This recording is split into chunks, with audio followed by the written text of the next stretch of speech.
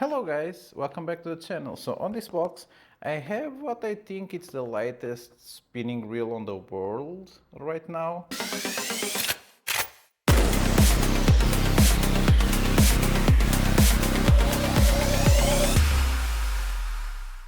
And if I open the box without showing my address, you will see that even though I ordered an Haut, what it came to my house was the Tavern lead spin. So it's sold as, I think, Autoton LS. This is the 500 size, and they claim it to be 109 grams. So I will validate that later on the table, but this cost me under 30 euros. I think right now it's fluctuating between 28, 26 euros before discounts.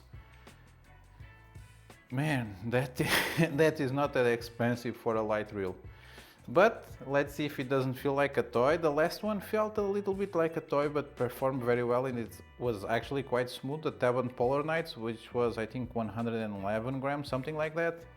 But again, to validate the claims of the vendor, I will put this baby on my drug scale and give it a little bit of a spin on the table to see if it's actually a functional reel. See you guys on the table. And now that we are on the table, I can open this petite box and show you what is inside.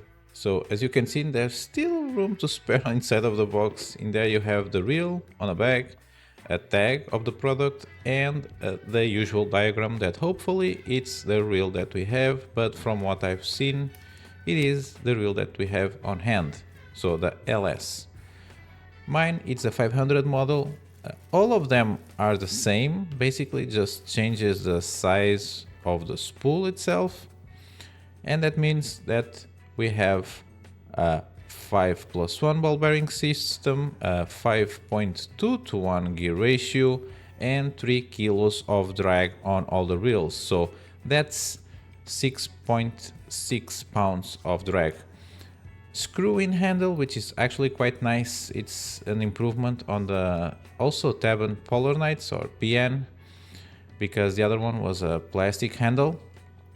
It has the foam knob, but whatever, at this weight, that's suppose 109 gram weight or 3.8 ounces, is just slow. And as you can see, it's fairly smooth. The smaller lighter wheels will not have the same momentum of inertia, and as you can see, the stated weight is correct, so 109.2 grams, so it passes the truth test, or in this case the sound check.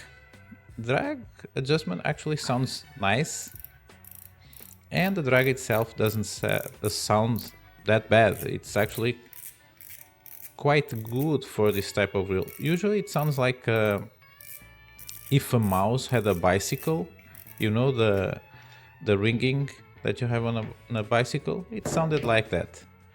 And sorry for, yeah, this is the drag sound mechanism. It's incorporated on a drag adjustment knob, and this is light stuff. As you can see, there's heavy porting on the sides with that design that for some reason reminds me of the Counter-Strike 1.6 Aztec map. If you're old enough, you will remember. And the body of the reel doesn't look that bad. It's actually quite small. Unfortunately, I didn't use it, as you will see on the video, with the rod that I wanted. I just tested with a little bit of a heavier rod. I wanted to test it with a Mi-Fine Nano Jig, but I had a malfunction with another reel.